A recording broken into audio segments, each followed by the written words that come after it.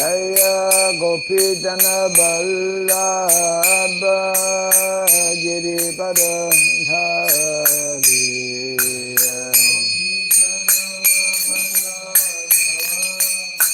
Giripada Jaya Gopi Jana Vallabha Giripada Dhari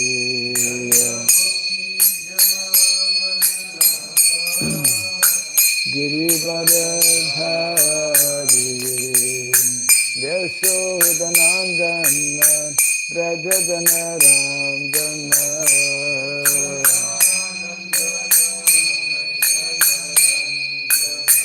Yashodanandana Brajajanarandana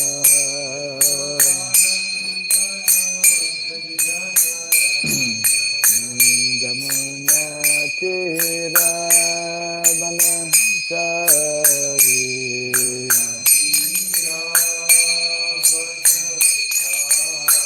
Jamuna Tira Vanachari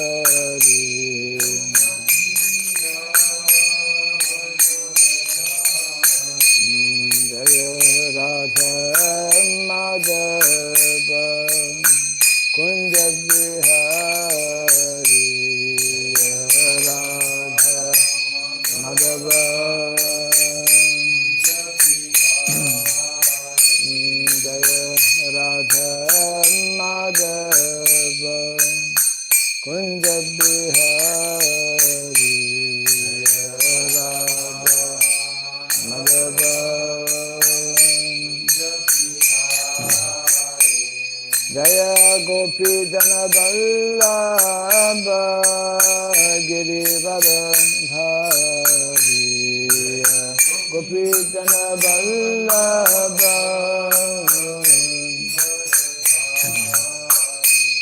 Jaya Gopi Jana Vallabha Girivara Dhari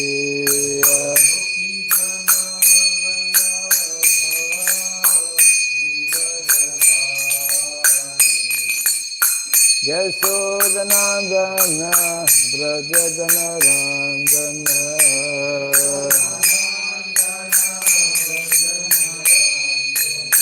Yashodanandana Brajajanarandana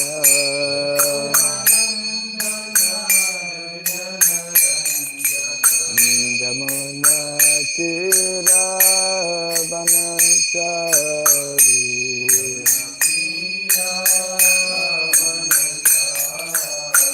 Jamuna Tira Vanachari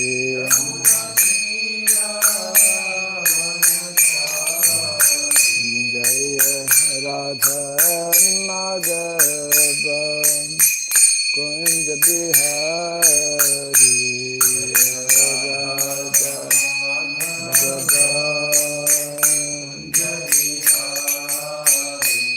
Jaya Radha Madhava Kunja Bihari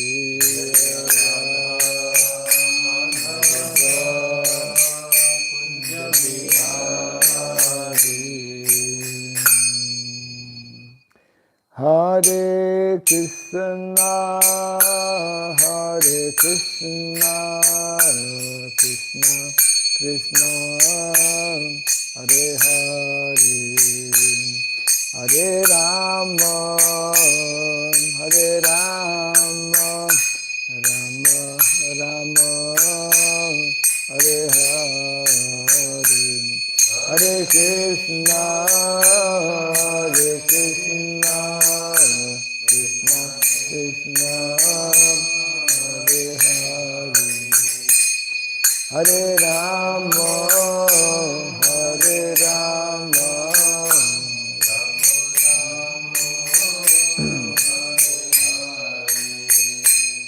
Hare Krishna, Hare Krishna, Krishna Krishna, Hare Hare, Hare Rama, Hare Rama,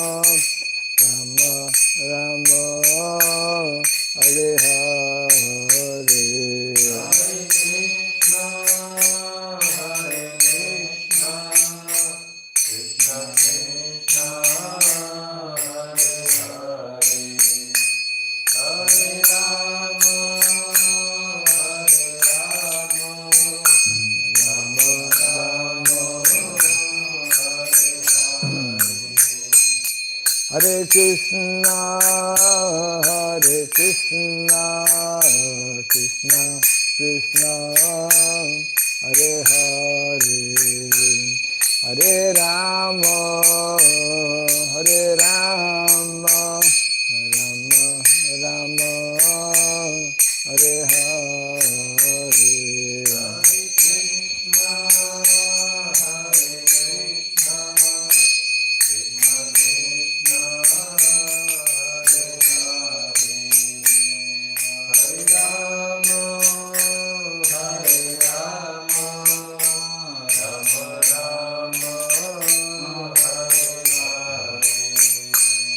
Hare Krishna, Hare Krishna, Krishna Krishna, Hare Hare, Hare Rama, Hare Rama, Rama Rama, Hare Hare, Hare Krishna, Hare Krishna, Krishna Krishna, Hare Hare, Hare Rama, Hare Rama,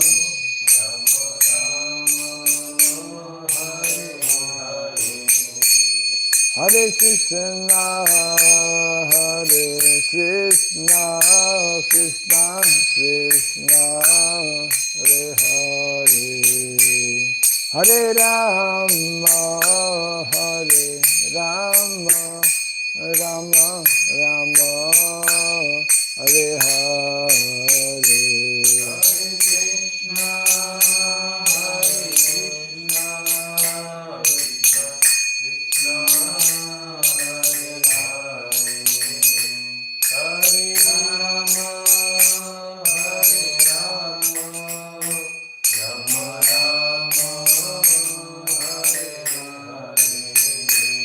Hare Krishna, Hare Krishna, Krishna Krishna, Hare Hare, Hare Rama, Hare Rama, Rama Rama, Hare Hare.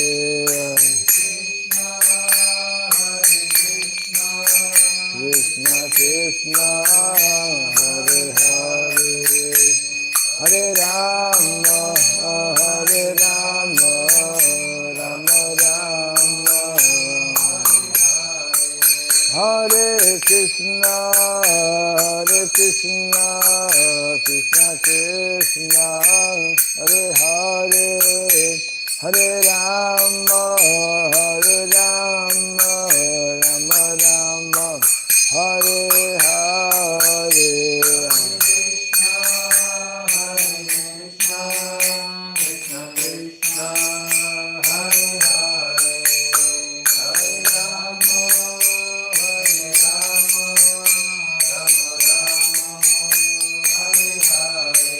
Hare Krishna, Hare Krishna, Krishna Krishna, Hare Hare, Hare Rama, Hare Rama, Rama Rama, Hare Hare, Hare Krishna, Hare Krishna,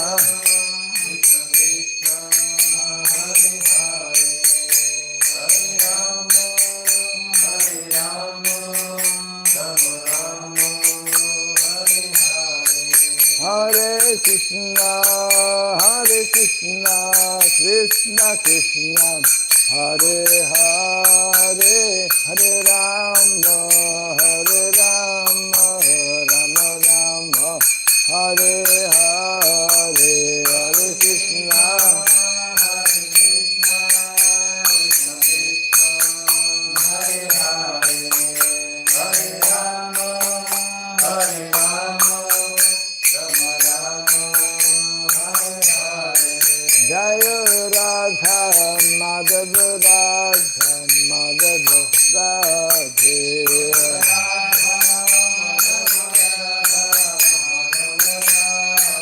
Jaya Radha Madhava Radha Madhava Radhe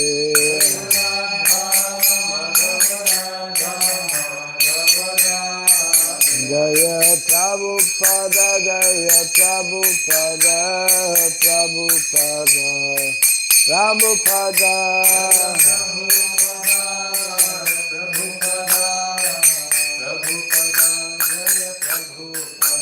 Prabhupada Prabhupada Prabhupada Prabhupada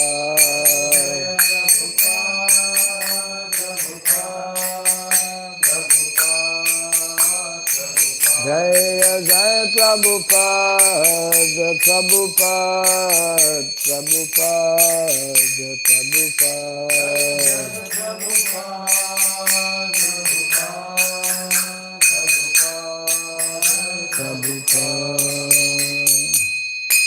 Gauda Pinandi Jai Vishnupada Paramahamsa Pri Vrajagacharya Stotra Satta Sri Simal His Divine Grace Shirabai Charanarvinda Bhakti Vedanta Swami Sri Prabhupada Ki Ananta Koti Vaishnava Vrinda Ki Iskand Deviti Founder Acharyas Divine Grace Srila Prabhupada Ki Namacharya Srila Haridas Thakur Ki Samaveta Bhakti Vrinda Ki Harinam Sankirtan Ki Grantaraj Srimad Bhagavatam Ki Jai Nitai Gauda Premanande. All glories to the assembled devotees, all glories to the assembled devotees, all glories to the assembled devotees, all glories to Sri Guru and to Sri Gauranga, all glories to Srila Prabhupada. Om Agyanatimirandasya Gyananjana Shalakaya Takshurindiritam Jena Tasmai Sri Gurave Namaha Sri Chaitanya Manobhistam Stapitam Jena Bhutale Swayam Rupa Kadamahyam Dadati Swapadantikam Vandeham Sri Guru Sri Juta Parakamalam Sri Gurun Vaishnavam Sya Sri Rupam Sagrajatam Sahagana Raghunatan Vitam Tvam Sajivam Sadvaitam Savarutam Parijana Sahitam Krishna Chaitanya Devam Sri Radha Krishna Padam Sahagana Lalita Sri Vishakanditam Scha He Krishna Karuna Sindhu Dinabandhu Jagatpate Gopesha Gopika Kanta Radha Kanta Namostate Tapta Kancana Gaurangi Radhe Vrindavaneshwari Vrishabhanusuti Devi Pranamami Haripriye Vansakalpatarubhyasya Kripa Sindhu Vyayevasya Patitanam Pavanebhyo Vaishnavebhyo Namo Namaha Narayanam Namaskritya Naram Chaiva Narotamam Devim Saraswatim Vyasam Tato Jayamudirayat. Before reciting the Srimad Bhagavatam, which is our very means of conquest, let us first offer respectful obeisances unto Narayana, the Supreme Personality of Godhead, unto Narayana Rishi, the supremmost human being, unto Mother Saraswati, the goddess of learning, and unto Srila Vyasadeva, the author. Nasta prayesha badreshu nityam bhagavata sevaya Bhagavati Tamashloke Bhaktir Bhavati Naishtiki.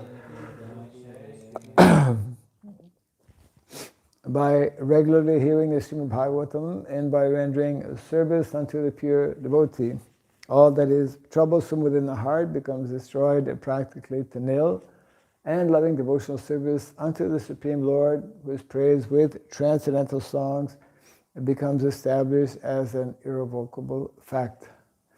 Idam Bhagavatam Nama Puranam Brahmasamitam Uttama-shloka Charitam Chakara Bhagavan Rishi Nishreyasaya Lokasya Dhanyam Swasyayanam Maha.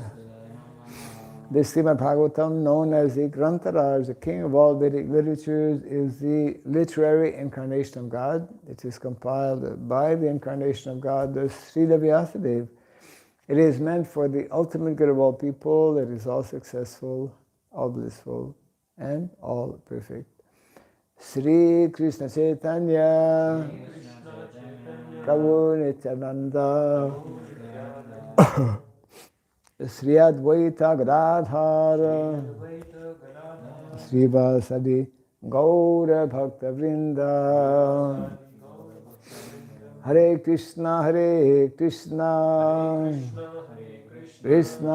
Krishna Hare Hare Hare Rama Rama Rama Hare Hare. Om Namo Bhagavate Vasudevaya. Om Namo Bhagavate Vasudevaya. Om Namo Bhagavate Vasudevaya.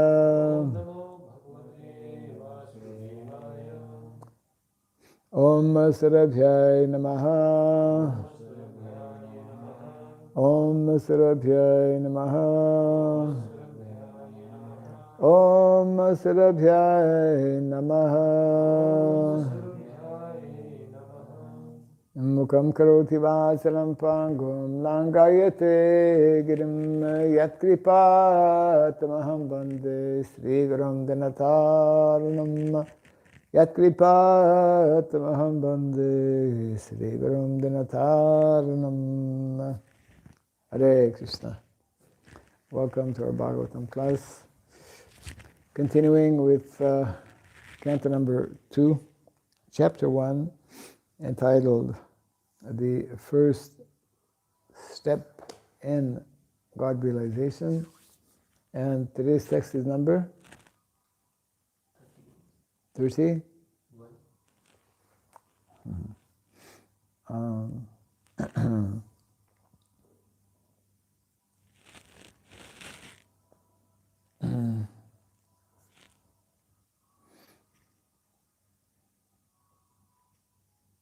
I think we read 31. We are now at 32. Text number 3:2. Vrida, bolo, Vrida, Uttara, Astaha, Adharaha, Evam, Lobaha, Dharmaha, Stano, Dharma,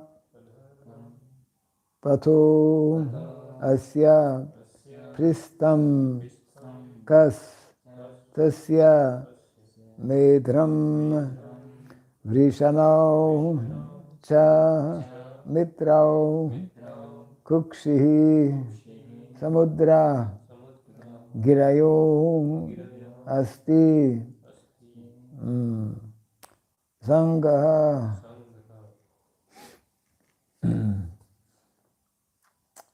Vrido Taraustau, Dhara Eva Lobho,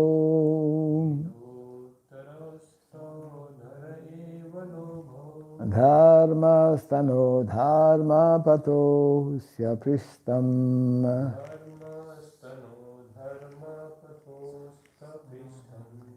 Kastasya medram vrishanau cha mitrau.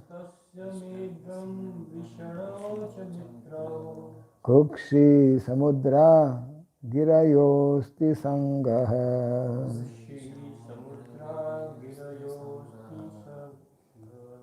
Vridho tarausto dhara eva lobho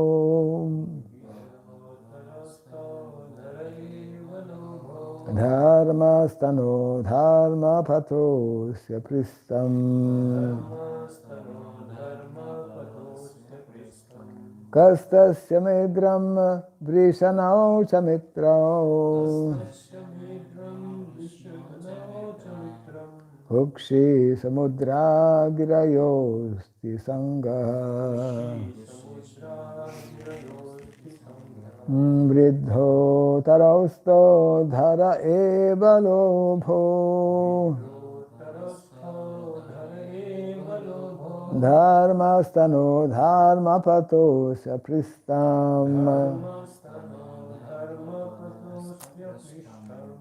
Kastasya medram Vrishanao Samitrao Kukshi Samudra Girayo Stisangaha.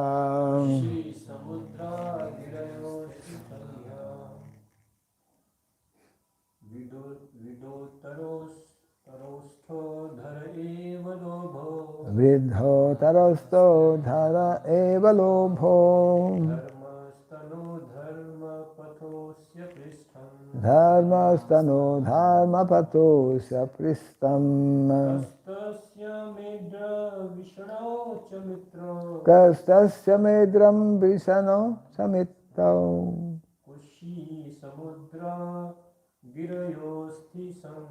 Kukshi samudra girayosti sangaha. Vrida, modesty. Uttara, upper. Astaha, lip. Adharaha, chin. Eva, certainly. Lobhaha, hankering. Dharmaha, religion. Stanaha, breast.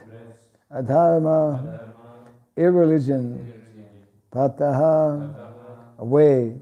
Asya, his. Pristam, back. Kaha, Brahma. Tasya, his. Medhram, genitals. Brishanao, testicles. Cha, also. Mitrao, the Mitra. The Mitra Varunas. Kukshihi, waste. Samudraha, the oceans. Giraya, the hills. Asti, bones. Sangaha, stack. Translation and purport by His Divine Grace A.C. Bhaktivedanta Swami Srila Prabhupada Ki. Modesty is the upper portion of his lips. Hankering is his chin. Religion is the breast of the Lord. And irreligion is his back. Brahmaji, who generates all living beings in the material world, is his genitals, and the Mitra Varunas are his two testicles. The ocean is his waist, and the hills and mountains are the stacks of his bones. Kind of repeat after me. Modesty is the upper portion of his lips. Hankering is his chin. Religion is the breast of the Lord. And irreligion is his back. Brahmaji, who generates all living beings in the material world, is his genitals, and the Mitra Varunas are his two testicles. The ocean is his waist, The ocean is his waist, and the hills and mountains and the hills and mountains are the stacks of his bones. are the stacks of his bones. Purport.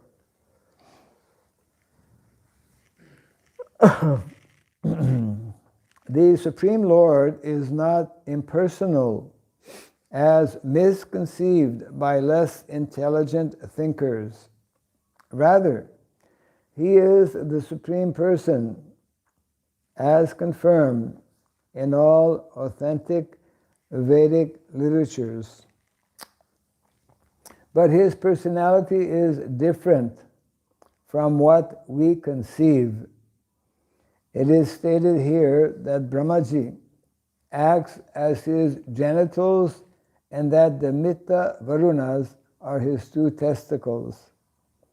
This means that as a person, he is complete with all bodily organs, but they are of different types with different potencies.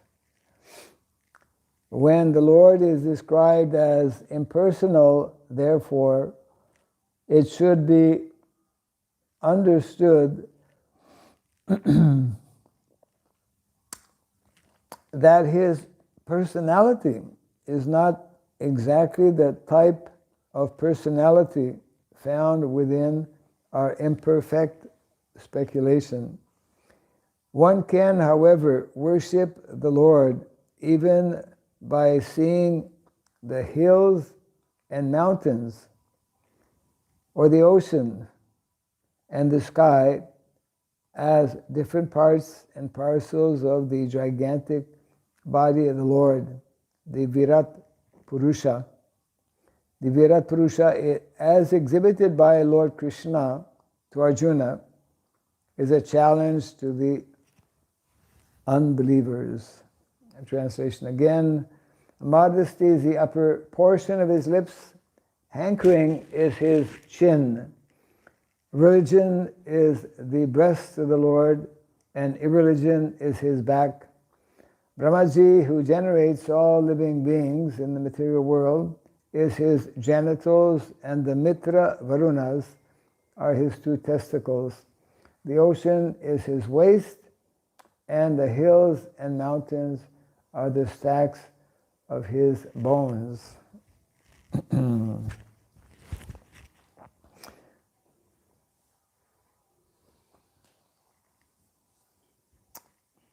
So as Prabhupada explains in the purport, and as described in the translation also, the Lord is not impersonal. We are accustomed to see and to understand things in our very limited way as human beings on this planet. For example, it is inconceivable for us how what we call procreation it takes place. We have one understanding, we have our experience in the material world regarding creation or procreation. In the Shastras, we see how in the heavenly planets, in higher planets, beginning with the Brahmaloka, Satyaloka, procreation takes place differently than on this planet. We hear of, in the beginning of the creation, this is described in the Bhagavatam, how Lord Brahma, simply by his mind, can create, or through different parts of his body, can also create. We don't have this kind of experience in the material world. Just recently I was reading a text how by vision, by sight, some yogis by sight can actually impregnate, totally inconceivable for us. So our very limited experience in on this planet makes it difficult for us to understand what is taking place on other planets, what to speak of the original transcendental personality of Godhead, Lord Krishna. So we see in the detailed description here how the Lord is completely personal, having all the bodily features that we have. Sometimes people wrongly think or conclude that God has been made at the image of man. Rather, it's the opposite, that man has been made at the image of God. That's actually mentioned in the Bible, that man is a reflection. Man is made according to the original person. Although, of course, in the Bible, Christianity, they don't have information about that original personality. And that is why our acharyas also explain how this material world is a perverted reflection of the original thing, of the original spiritual world. All of the variegatedness, all of the varieties that we see in the material world exist here because they exist in the spiritual world. But they act differently, and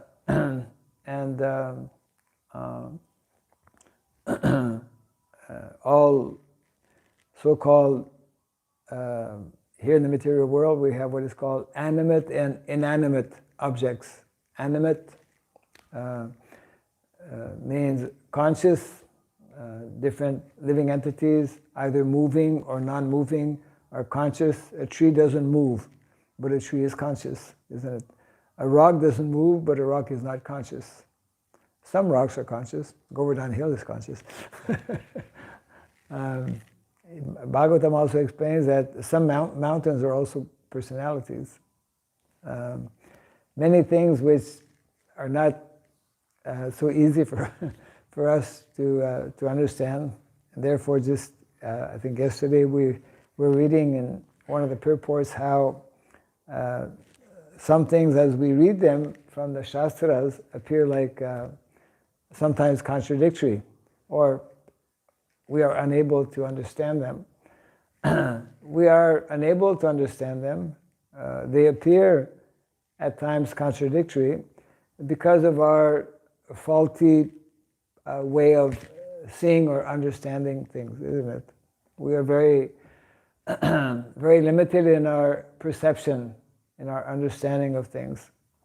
We can only see and understand things in a three-dimensional way, and that also in a limited way, whereas there are additional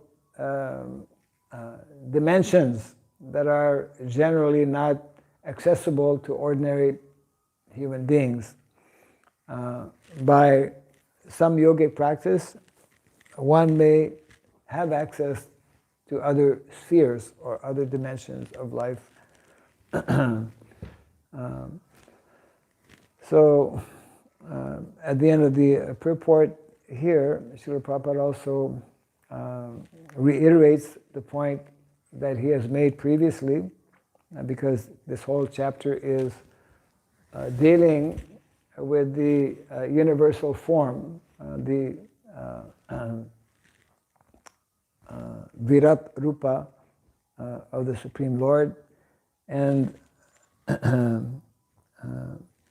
yeah, Prabhupada mentions how for the non-believers this is a challenge. The Virat Rupa, as exhibited by the Lord to Arjuna, is a challenge to the unbelievers. At the same time, just before making this statement, Prabhupada states, one can, however, worship the Lord even by seeing the hills and mountains, or the ocean and the sky as different parts and parcels of the gigantic body of the Lord, the Virat Purusha.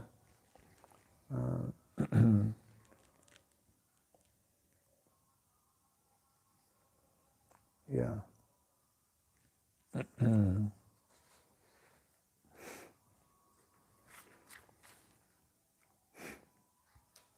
And the description continues. We can just go to the next text also, text 33. Let's see here.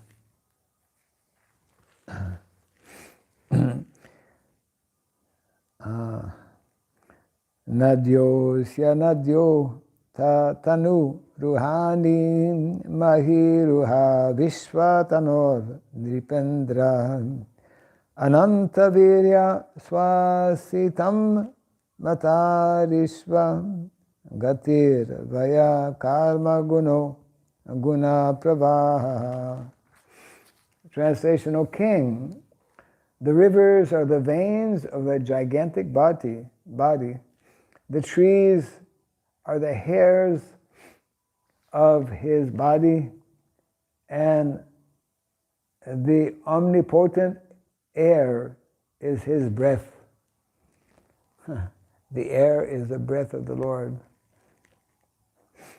The passing ages are his movements, and his activities are the reactions of the three modes of material nature.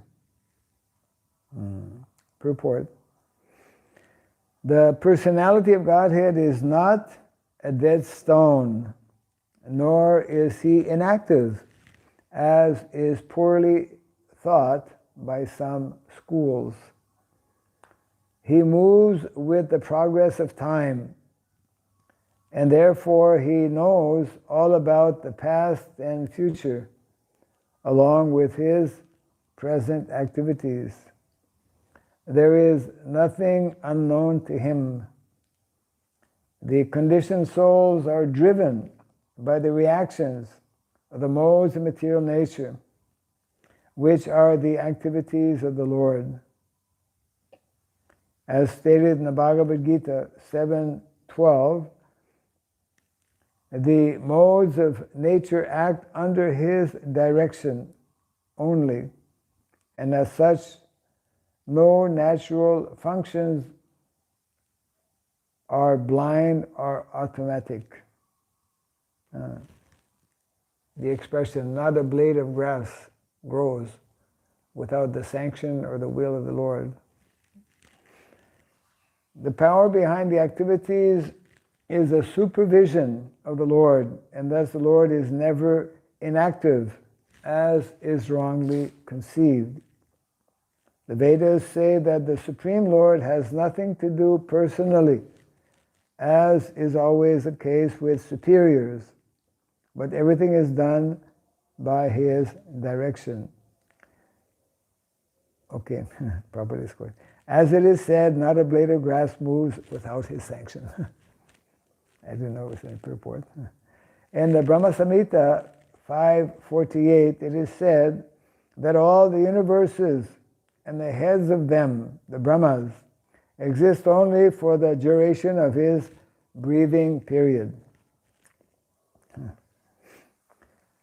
The same is confirmed here. The air on which the universes and the planets within the universes exist is nothing but a bit of the breath of the unchallengeable Virat Purusha. So even by studying the rivers, trees, air, and passing ages, one can conceive of the personality of Godhead without being misled by the formless conception of the Lord.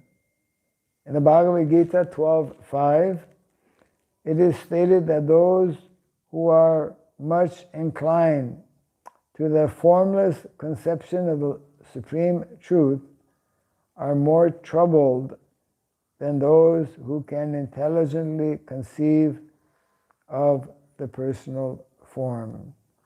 Yeah. So the Virat Rupa, the universal form of the Lord, is one way to know the Lord, one way to appreciate the Lord. And of course, the more elevated or the more advanced method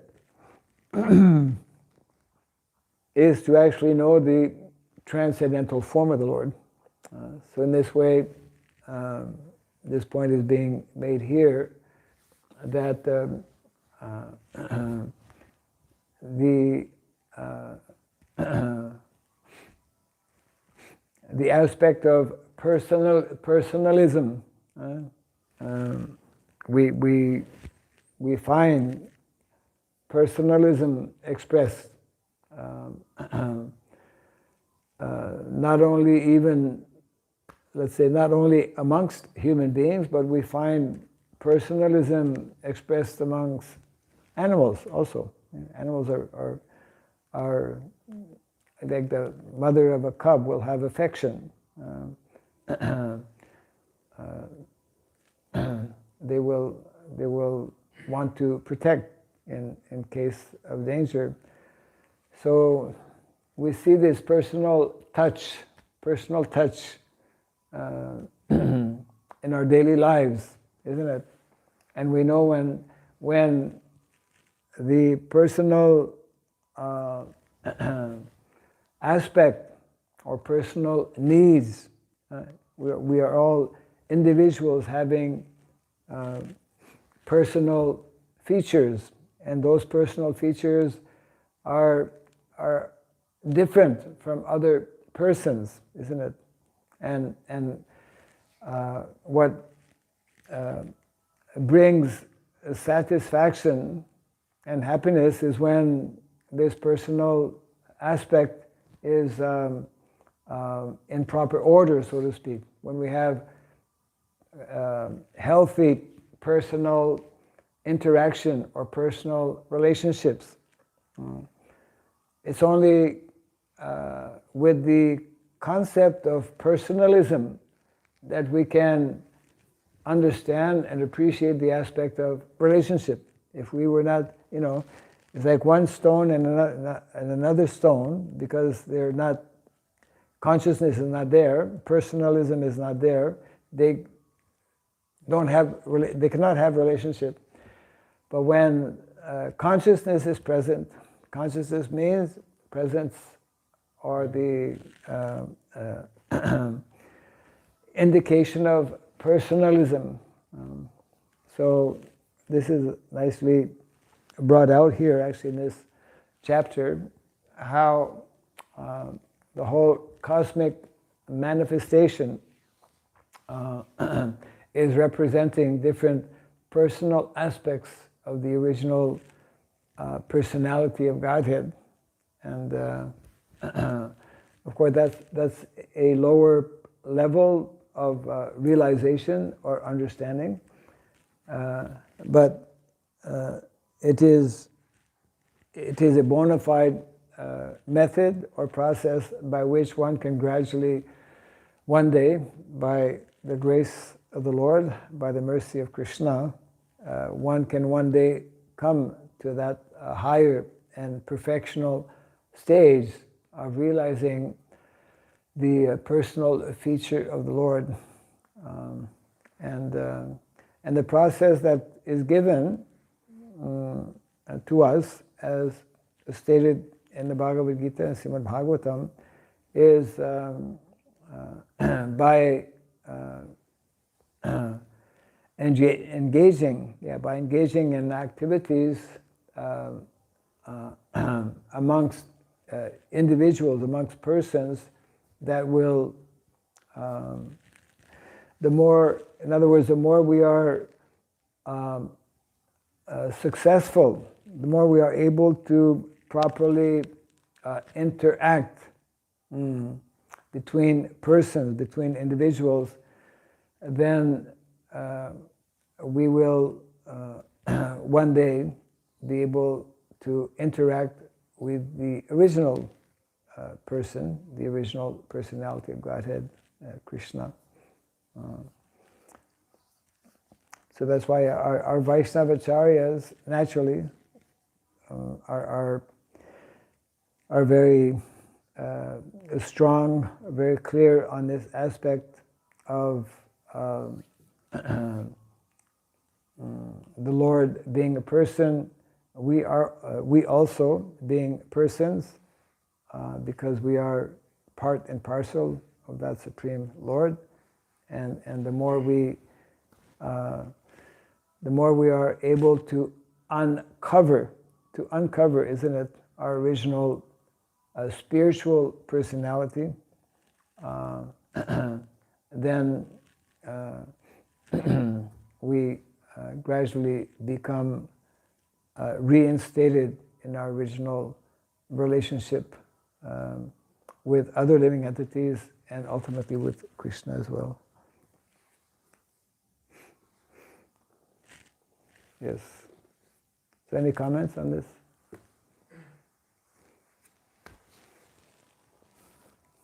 One I have. Yes. Like you said that a rock doesn't have a conscious. Rock doesn't have consciousness. Correct. So what is the consciousness? Like we have to see the consciousness in like what way? We have to see the consciousness in which way? Yes. Like if I give an example, like if you say the rock we cannot make a conscious with a rock. Right. But different side we can make a conscious with a Govardhan, Shaligram. Yes. So conscious is, that's why I'm feeling this doubt. What's the difference between an ordinary rock and a Shaligram Shila? Means in which way the consciousness we have to understand? Like In which way the consciousness we have to understand? Consciousness means life. Consciousness means interaction. Consciousness means the ability to establish relationship, isn't it? So ordinary rocks don't have consciousness. But just like, ordinary marble doesn't have consciousness.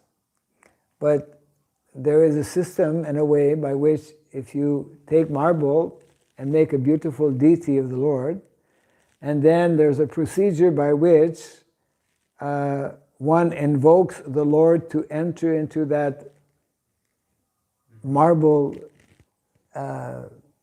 form of the Lord, then that deity actually, that marble rather, which is representing the deity, is no longer material. Because of the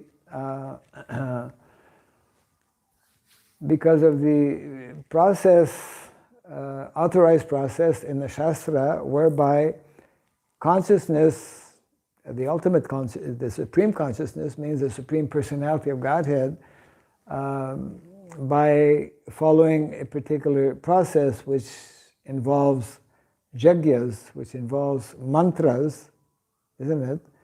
The presence of consciousness can be invoked. Just like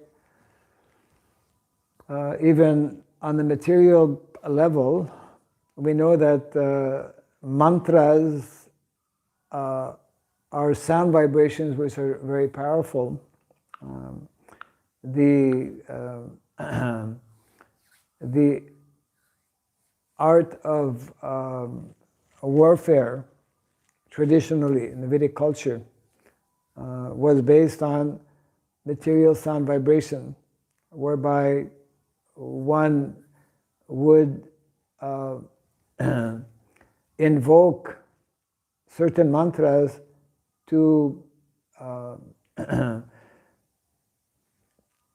to enter, so to speak, the ordinary arrows. But arrows, by imbibing this transcendental, not even transcendental, material sound, would be able to perform all kinds of activities that normally would not be there. So in other words, even material sound is very powerful for those who master material sound, and even more so, of course, spiritual sound. So what may seem to be unconscious, there is a process to actually make that conscious. So what makes something conscious is the the fact that life, we can interact with the Arsha Vigraha. The Arsha Vigraha form on the altar for ordinary person is simply stone or marble or whatever form it is made of. But for someone who has knowledge of Shastra and who knows the process by which the consciousness can be invoked in the presence of something material, he will see and relate to that so-called stone or matter in a different way.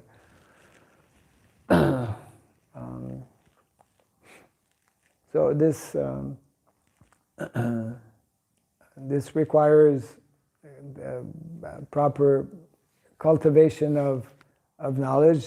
We are introduced to this aspect of consciousness in the pages of the Bhagavad Gita. Actual knowledge, proper knowledge, complete knowledge is knowing and understanding the difference between what we call matter and spirit, isn't it? So matter means not having consciousness, and spirit means having life or consciousness, for which there are symptoms amongst living entities, whether humans or animals, whatever, or insects. One can observe symptoms of consciousness, which ultimately, especially in the human form of life, develop in terms of different relationships. And relationships is all very nicely explained actually in our Vaishnava philosophy as being the science of rasa, which involves mellows or feelings, emotions, which are meant to evoke our original, ultimately, our original transcendental nature. And when one is not knowledgeable about these higher levels of sentiments or emotions, one remains on the bodily platform of emotions, or on the bodily platform of consciousness, which is not really consciousness, at least not pure consciousness. It is a reflection, again, a reflection of the original consciousness. So we can understand about consciousness by symptoms and by our ability to interact, one consciousness interacting with another consciousness, which will be displayed according to different relationships that can be established. Yeah. Our time is running, as always, so we'll end here. Jai Grantaraj Srimad Bhagavatam ki, Jai Srila Prabhupada ki, Gaura Premanand ki.